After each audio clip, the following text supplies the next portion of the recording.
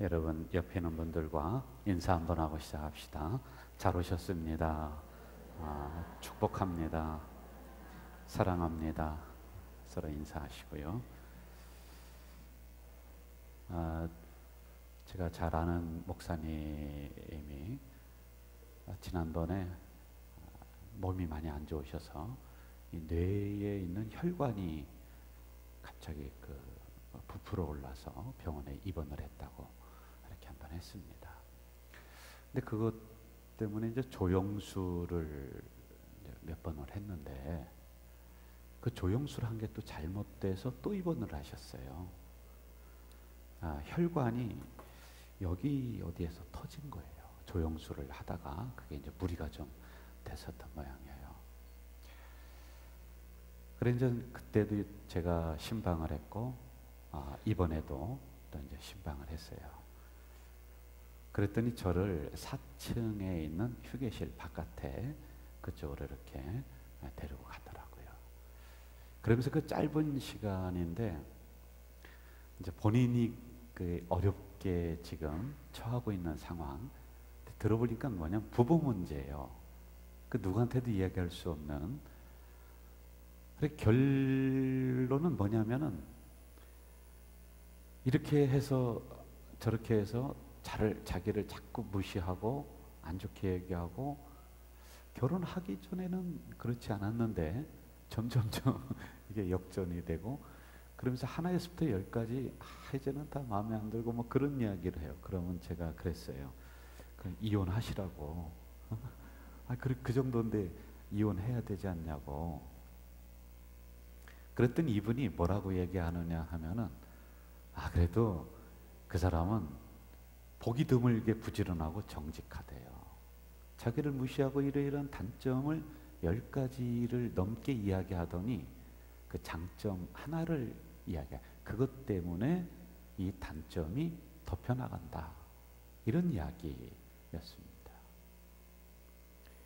여러분들 우리 모두는 단점을 다 가지고 있는 사람들이에요. 저희들도 부부가 몇십 년을 살다 보니까 뭐 여러분들도 비슷하겠습니다만은 처음에 발견하지 못했던 단점들을 발견해 나가요.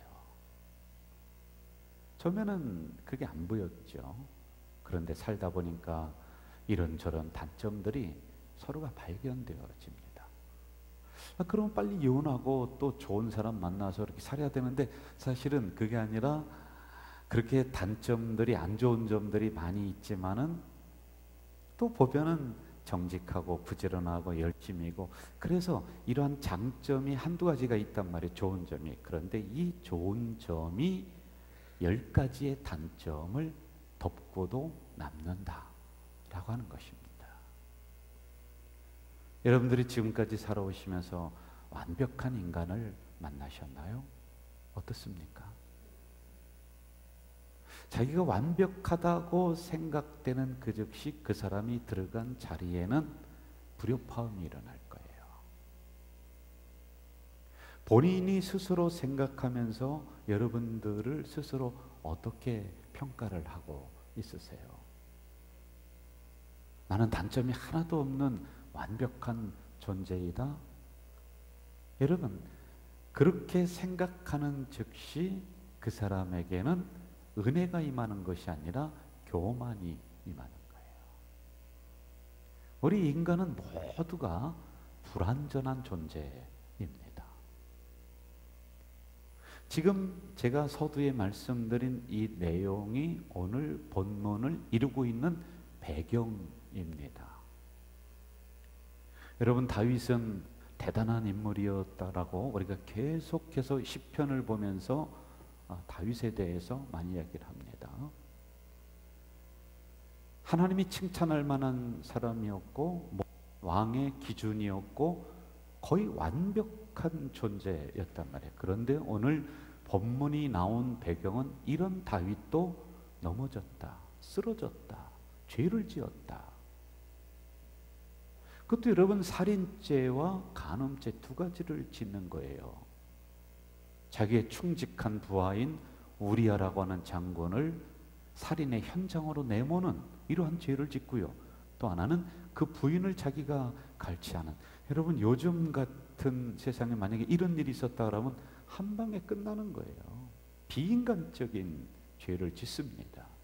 이걸 얘기해 주고 있는 거예요. 그렇게 완벽하게 성경에서 이 사람 정도면은 하나님이 야 너희들 이 정도면은 된다라고 기준점으로 제시하는 다윗도 인간이라 부족한 부분이 있고 죄를 짓고 다시 넘어지는 이러한 존재일 수밖에 없다는 것을 이 본문에서는 그 배경을 가지고 설명을 하고 있습니다.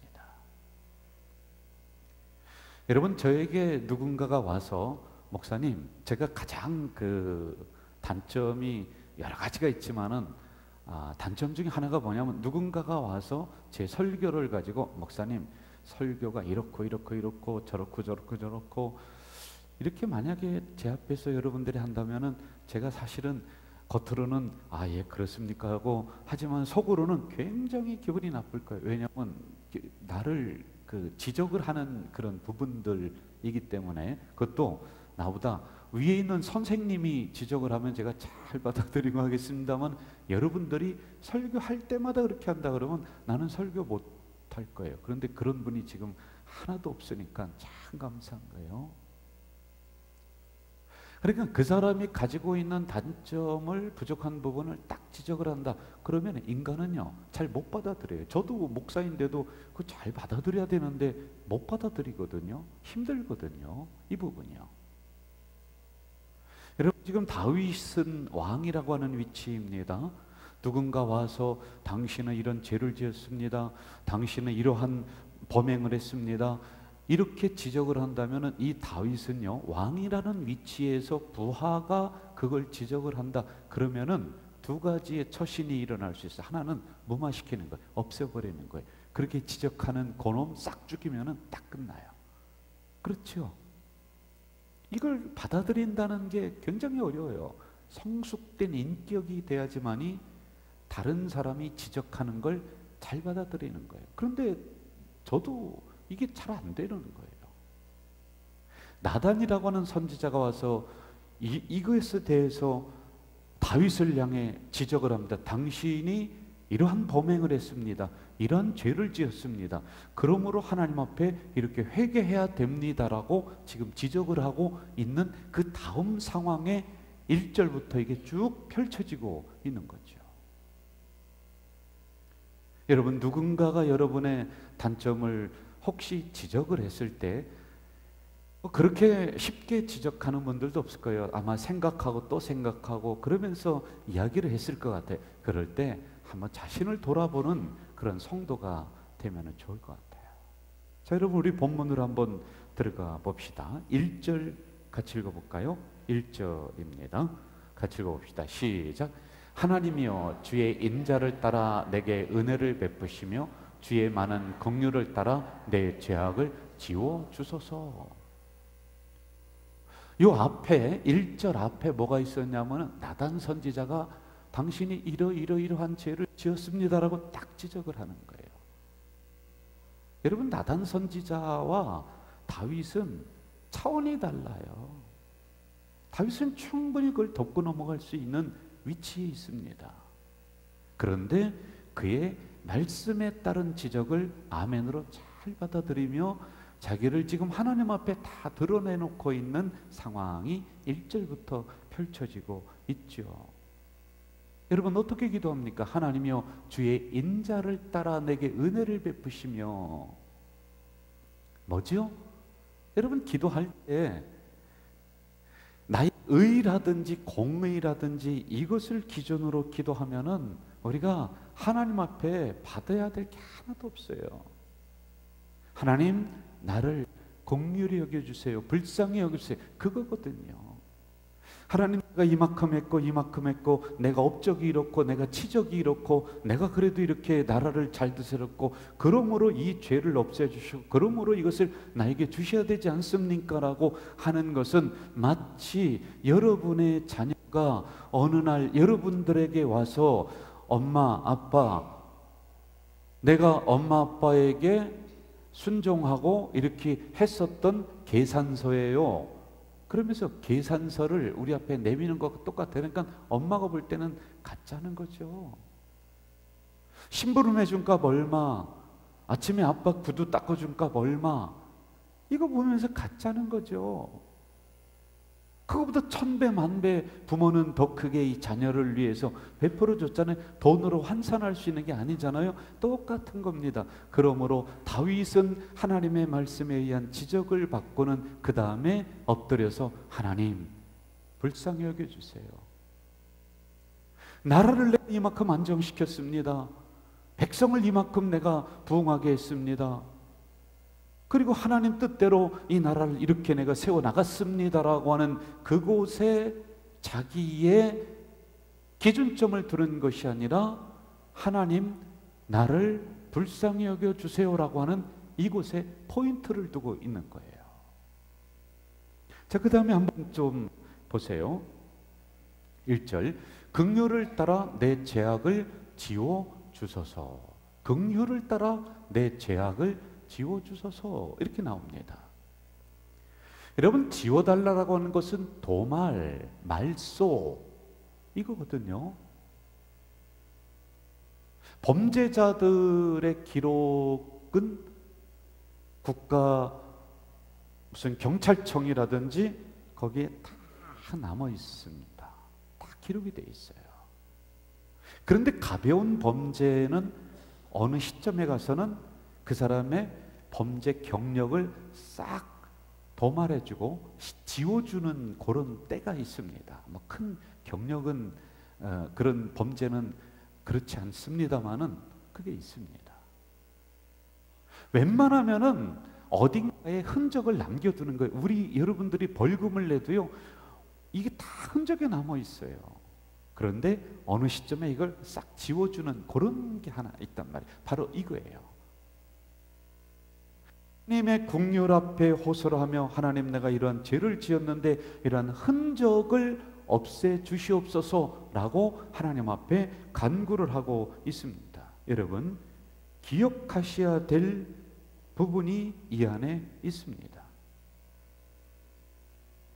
하나님은 이렇게 우리가 하나님 앞에 긍휼에 호소하고 우리가 회개하고 그랬을 때 그 죄를 어딘가에 이렇게 묻어두셨다가 어느 날 이걸 다시 꺼내서 너 이러한 죄를 지었지라고 말씀하시는 분이 아니라 이 자체를 아예 없애주시는, 여러분들의 죄를 백지창처럼 만들어주시는 분이 하나님이시다라고 하는 것이지요. 인간은 어떻습니까? 우리는 할 수만 있으면은 나에게 서운하게 했던 거 묻어둬요. 그렇죠? 나에게 잘못했던 것 묻어둡니다. 그리고는 언젠가는 이것을 다시 꺼내서 그 사람을 평가하고 그 사람을 재단하고 또 그 사람을 향해서 복수의 칼날을 날리는 것이 인간이란 말이죠. 그러나 하나님은 우리의 죄를 깨끗하게 만들어주시는 분이다 라고 하는 것을 기억하셔야지만이 됩니다. 자, 2절로 한번 넘어가 볼까요? 2절 같이 한번 읽어봅시다. 시작. 나의 죄악을 말갛게 씻으시며 나의 죄를 깨끗이 제하소서. 말갛게 씻는다. 여러분과 저는 흙탕물인 존재였습니다. 여러분, 구정물입니다. 여기 앞에 있는 목사도요, 단점투성인 흙탕물이에요. 깨끗한 물이 아닙니다. 그냥 잠깐 가라앉아 있을 뿐이지 구정물과 같이 허정거리면, 이걸 휘저으면 그 밑에 가라앉았던 것들, 온갖 것들이 떠오르는 존재가 여러분과 나예요. 그 무엇으로도 씻을 수 없는 이런 죄성을 가지고 살아가는 우리들입니다. 지금 여러분 안 그렇습니까? 그냥 그것을 지금 내가 잠깐 내려놓고 뒤에 안 보이듯이 숨겨놓았을 뿐이지 언젠가는 이것이 다시 내 인격 위로 튀어올라오고 내 신앙 위로 튀어올라와서요, 그렇게 우리는 악하게 살아가는 흙탕물이고 구정물인 존재들이란 말이에요. 여러분, 이것을 무엇으로 씻겠습니까? 이것을 씻을 수 있는 것은 단 하나, 보혈뿐이 없다. 예수님의 피가 나의 이 죄를 깨끗이 씻을 줄로 믿습니다. 나의 못된 성격을 깨끗이 씻을 줄로 믿습니다. 우리는 보혈로 씻음받는 존재가 되어야 되는 거예요. 인격 수양 아무리 해도요, 안 돼. 아무리 여러분 세미나 많이 다녀도 안 됩니다. 단 하나, 알갛게 내 죄과를 씻어 주시옵소서. 무엇으로? 예수 그리스도의 보혈로 내 죄를 맑게 씻어주는 그 은혜가 일어나길 주이름으로 축원합니다. 자, 다시 이제 3절로 한번 우리 가봅시다. 3절 같이 읽어볼까요? 시작. 물은 나는 내 죄가를 아오니 내 죄가 항상 내 앞에 있나이다. 두 가지를 여기서는 나눠야 돼요. 나는 내 죄를 알고 있다. 이게 위대한 거예요. 제가 서두에서도 말씀드렸습니다. 나단이 와서 말씀을 가지고 죄를 지적을 합니다. 그랬을 때 이 다윗이 위대하다고 하는 것은 그 말씀 앞에 무릎을 탁 꿇고는 베개가 썩도록 회개하는 거죠. 자기의 죄를 알고 있는 거죠. 여러분, 제가 하나님의 말씀을 가지고 여러분들에게 부족함을 지적을 할 때 과연 이 자리에 몇 명 정도가 가슴을 치면서 그렇습니다, 하나님, 내가 부족한 존재이고 내가 이렇게 연약한 존재였다라고 인정하는 사람이 과연 몇 명이나 있겠습니까?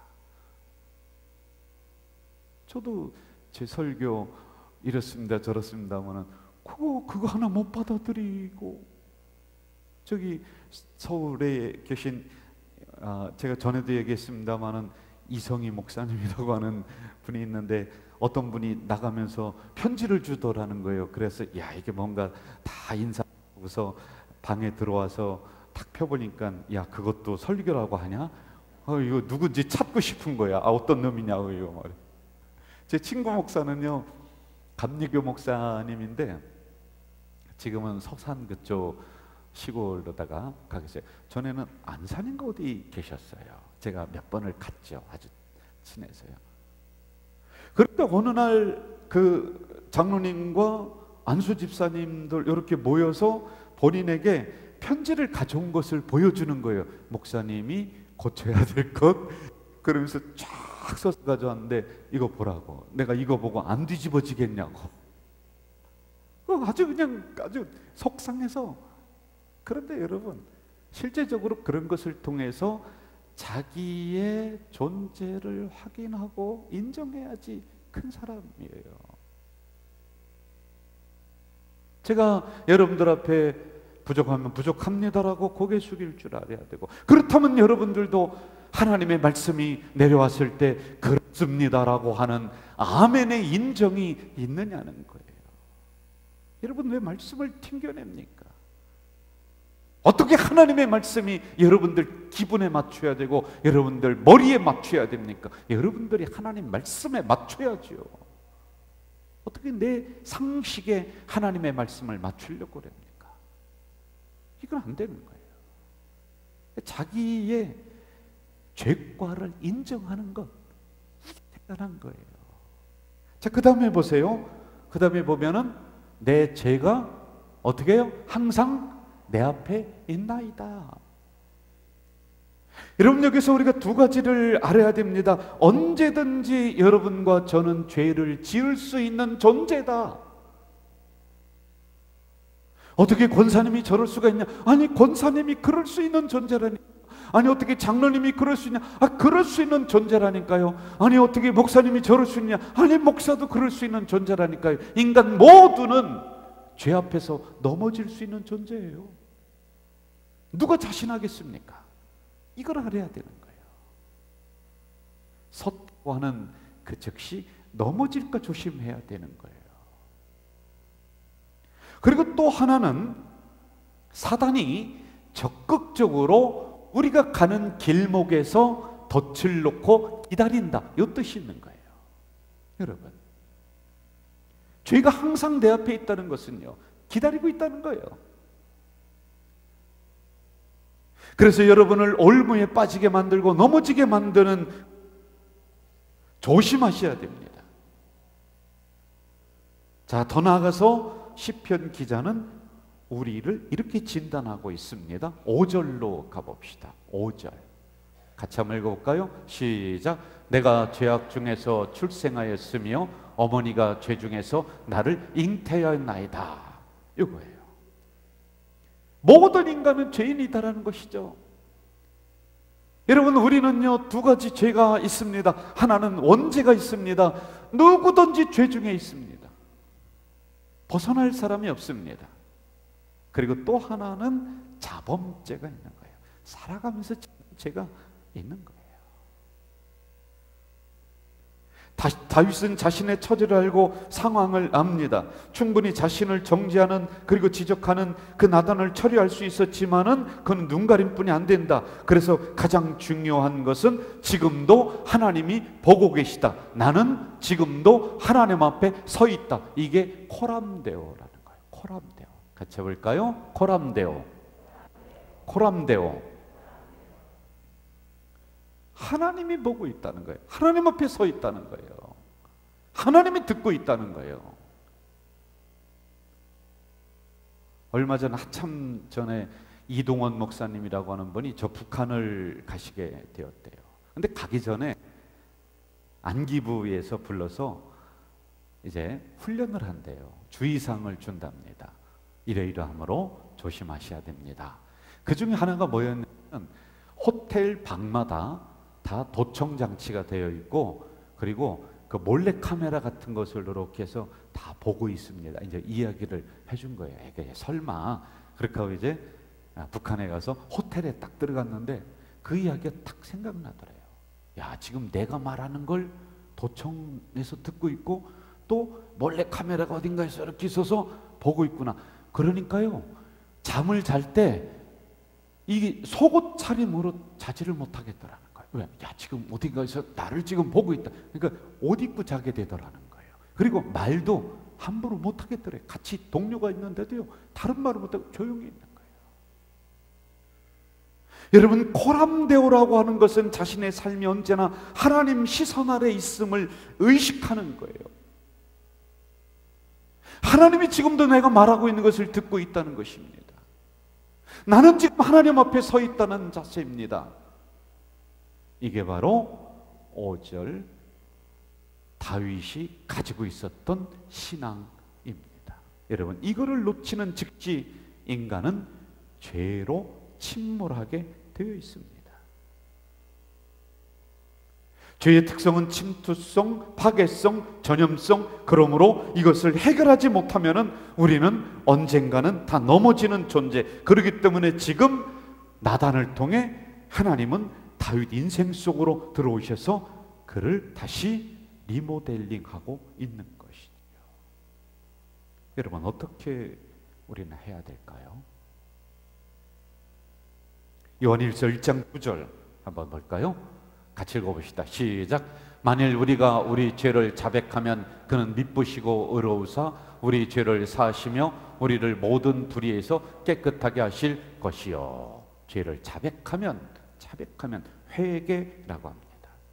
사전적인 의미로는 죄에서 떠나 변화된 생활을 하는 것, 후회하는 것, 통회하는 것. 성경적인 의미로는 돌이켜 자신의 생활을 변화시키는 것, 방향을 바꾸는 것, 죄에 대해 돌아서는 것. 이게 회개입니다. 회개. 그런데 여러분, 여기서 중요한 내용이 있어요. 회개에 믿음이 동반되지 않으면 방향성을 잃어버리는 거예요. 이게 무슨 얘기냐면은, 회개는 어디로부터 벗어난다 라고 하는 뜻이 있거든요. 그러니까 죄로부터 벗어나요. 그런데 믿음이라고 하는 것은 어디로 향한다? 하나님을 향한다는 거예요. 그렇죠? 그런데 단지 내가 잘못했음을 알고 회개했어요. 그 다음에 믿음이 동반되지 않았어요. 어디로 향하는 게 없어요. 그러면 다시 옛날로 돌아가고 다시 돌아가는 거예요. 그래서 진정한 회개는 믿음이 동반된 회개다.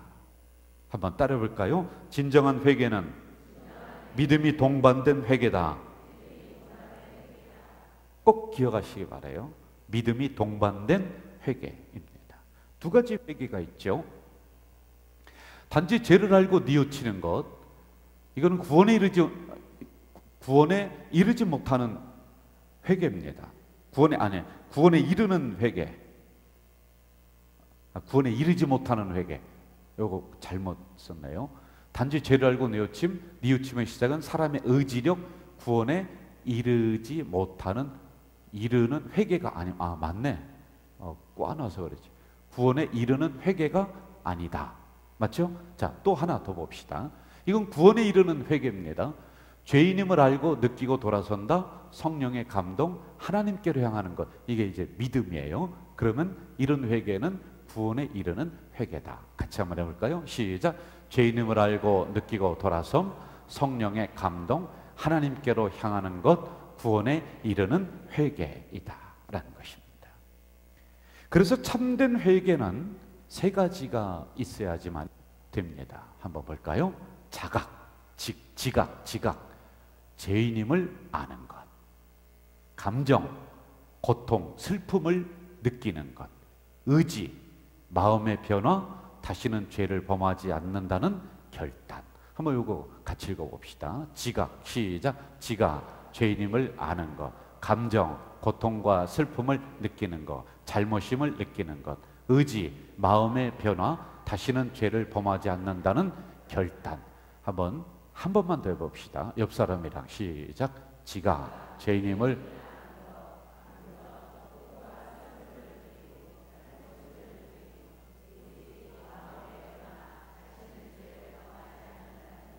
이게 진정한 회개입니다. 나단이 지적을 할 때 다윗은 진정한 회개를 했다는 거죠. 우리 모두는 죄 앞에 서 있는 사람들이라는 것 기억을 하십시오. 왕이라는 지책에 올랐습니다. 더 이상 이룰 것이 없는 것 같았고요. 다 된 것 같았는데 그때 넘어집니다. 결국에는 교만한 인생은 하나님이 넘어지게 만든다라고 하는 사실이죠. 더럽고 추한 자신을 향해 다윗은 7절에 이렇게 말씀하고 있습니다. 같이 읽어볼까요? 시작. 구슬초로 나를 정결하게 하소서. 내가 정하리이다. 나의 죄를 씻어주소서. 내가 눈보다 희리이다. 소우, 무릅슬, 물초 해서 우슬초라고 이렇게 소처럼 생겼다는 거예요. 불이요. 성경에서는 낮아짐, 겸손 이걸 뜻하고 있습니다. 우슬초로 나를 정결하게 해달라고 하는 것은, 씻어달라고 하는 것은 그동안에 왕이라는 위치에서 내가 교만했었다는 고백이고요. 더 이상 교만하지 않고 이제는 겸손하겠다라고 하는 다윗의 결단입니다. 여러분, 저는 이 우슬초를 연구를 하면서 참으로 많은 은혜가 됐습니다. 교만하면 죄가 침투를 하고요. 우슬초처럼 낮아지면은, 겸손하면은 은혜가 일어나는 거예요. 다윗은 교만했습니다. 그랬더니 죄가 침투를 했던 거예요. 그래, 결국에는 내가 우슬초와 같이 되겠습니다. 이 고백이거든요. 우리 교육자들과 신방을 다니면서 제가 이런저런 이야기를 많이 합니다. 그러면서 중요하게 말하는 것은 뭐냐면은 성도를 섬기는데 하늘처럼 섬겨라. 왜냐하면 우리가 자꾸 교육자로 있다 보면은 나도 모르게 교만이라고 하는 게 들어오는 거예요. 목이 뻣뻣한 존재가 돼버리는 거예요. 제가 그런 얘기를 해요. 당신보다 더 낮은 사람이 하나, 인생 경험도 많고 사회에 나가면은 당신보다 직급도 높고, 그런 분들이 여기 와서 그런 걸 다 감추면서 뒤에서 안내하고 뭐 마당 쓸고 다 그런 것이지, 이걸 톡 터놓고 보면은 우리보다 못한 사람이 별로 없다. 성도가 교만한 것보다 교육자가 교만한 죄가 더 크다. 이 이야기를 제가 종종 하고 있습니다. 친구 목사님이 교회를 섬 영종도 그쪽 어디에서 섬기고 있는데 부부가 저를 찾아왔어요. 제가 그 부부를 잘 알아요. 그런데 그 교회가 시골인데 한 40-50명 정도 됩니다. 장로님도 계세요. 근데 매일 싸우는 거예요. 그러니까 이분이 있다가 도대체 당회를 어떻게 운영하면 되겠느냐, 교회를 어떻게 운영하면은 편안하냐, 이걸 이제 저에게 어드바이스를 받으려고 찾아오셨어요. 그럼 먼저 제가 그쪽 이야기를 좀 해보라고. 그랬더니 막 신나서 그냥 장황하게 쫙 얘기를 하는 거예요. 그러면서 요지는 뭐냐면은 시골에 있는 성도들이 무식하다는 거예요. 설교를 못 알아듣고 내 말을 못 알아듣는다는 거예요. 못 배워서 그렇다는 거예요. 그리고 자기는 그곳에 있을 사람이 아닌데 지금 내가 그곳에 가서 목회하는데 그걸 고맙게 생각을 해야 되는데 그렇지 못하죠. 그래서 제가 그 얘기를 다 듣다가 문제는 당신입니다. 요 이야기를 해주고 싶었는데 그렇게 하면 또 삐져가지고 겸손해야죠. 낮아져야죠. 직분자들도 마찬가지고 저희들도 마찬가지고 여러분 초심을 잃어버리면 안 됩니다. 옛날을 생각해야 됩니다. 옛날에 그 겸손했던 때를 생각하고 하나님이 처음 부르셨을 그때를 생각해야지만이 그래야지 우슬초와 같은 성도들이 되고 우슬초와 같은 목회자가 되는 거예요. 그러니 다윗은 더 이상 올라갈 곳이 없습니다. 올라갈 곳이 없어요. 마지막에 가서는 하나님 우슬초처럼 나를 낮은 곳으로 임하게 하소서, 이 고백이에요. 나를 씻어주시고 나를 닦아달라고 하는 것은, 우슬초로 나를 그렇게 해달라는 것은 내가 다시 겸손해지겠습니다, 요거거든요. 여러분,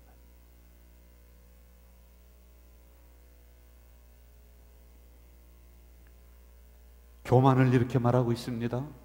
치명적이고 저주받은 병이다. 시작. 치명적이고 저주받은 병이다.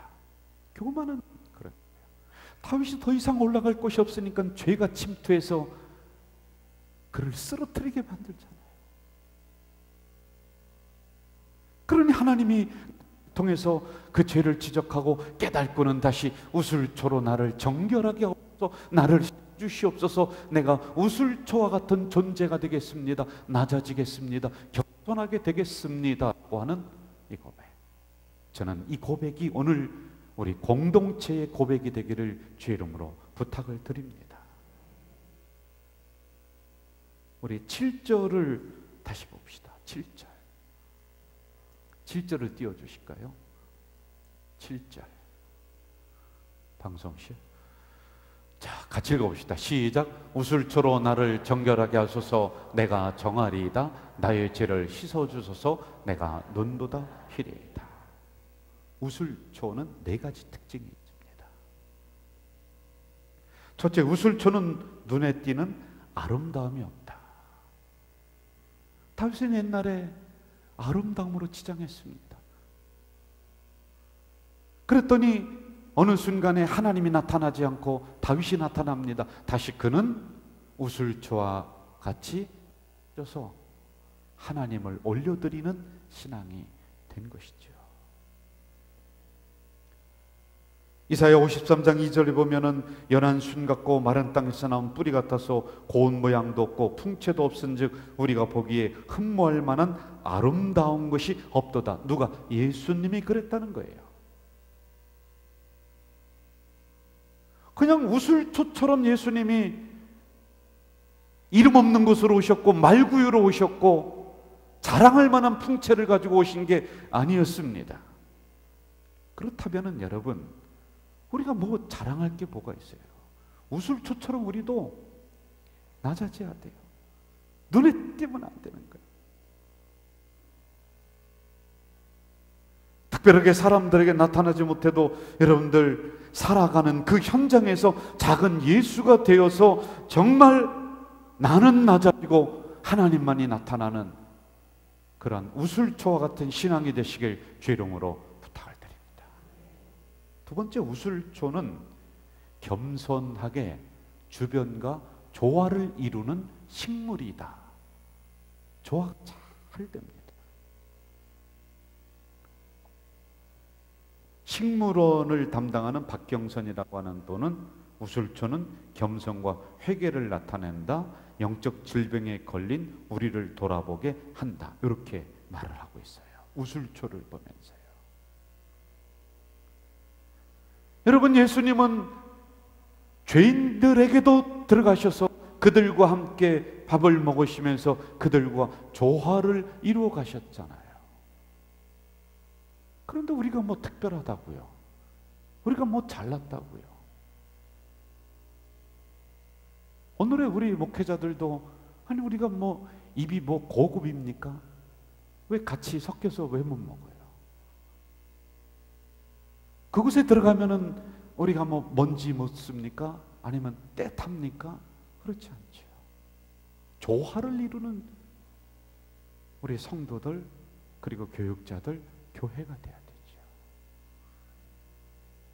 우리 가져질 교회는 이곳에 우리들만의 아성을 쌓고 다른 사람이 들어오지 못하는 그러한 높은 담을 쌓는 교회가 아니라 담이 낮아져야 되고요.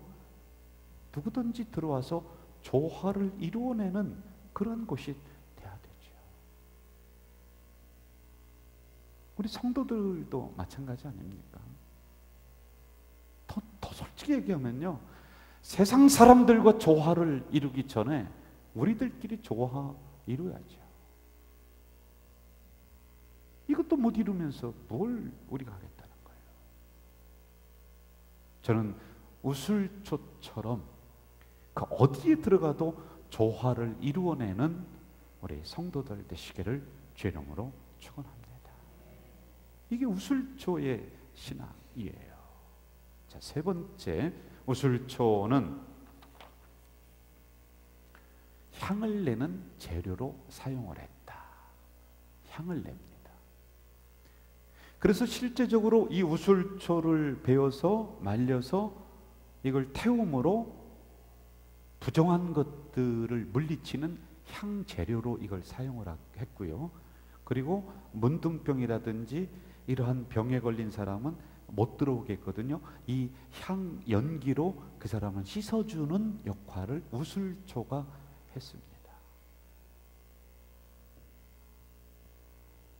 우리가 알다시피 사물에는 사물마다의 독특한 향기가 있어요.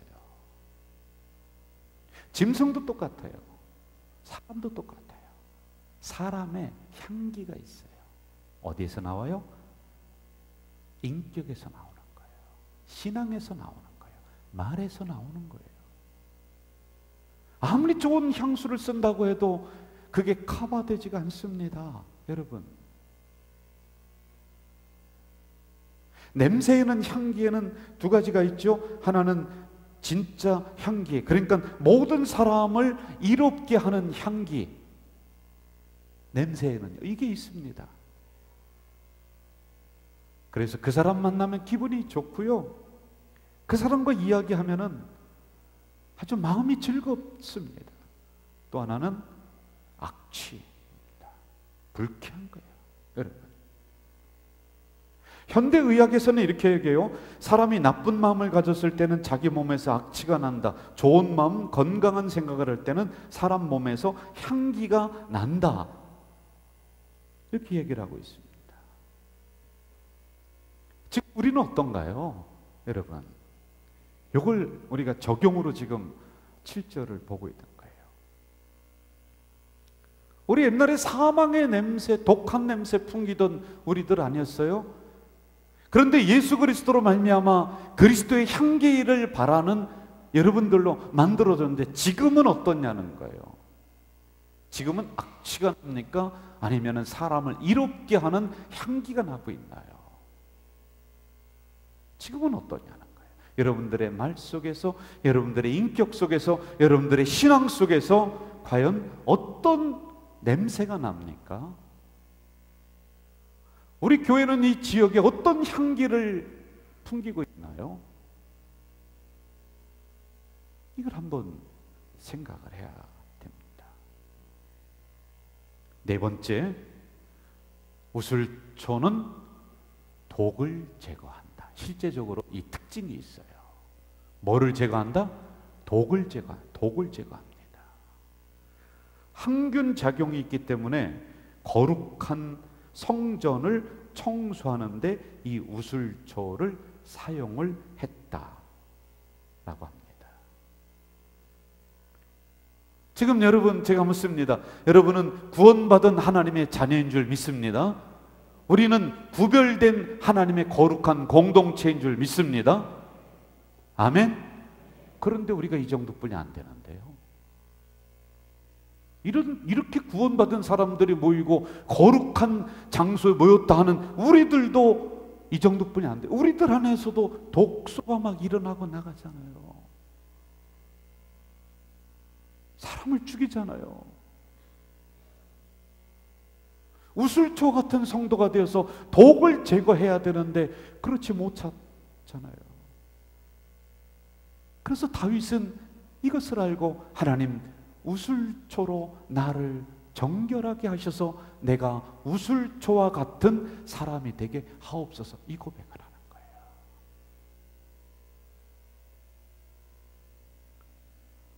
저는 우리 가자젤교회가, 그리고 여러분들이 정말 우슬초와 같은 성도가 되시길 주 이름으로 축원합니다. 그래서 독을 제거하고요, 향기를 내시기를 바라고요, 주변과 잘 조화를 이루는 성도 되게 하시고요, 그리고 눈에 띄는 아름다움은 없더라도 나는 낮아지고 주님 올려드리는 그러한 교회, 그러한 성도 되시기를 주 이름으로 축원합니다.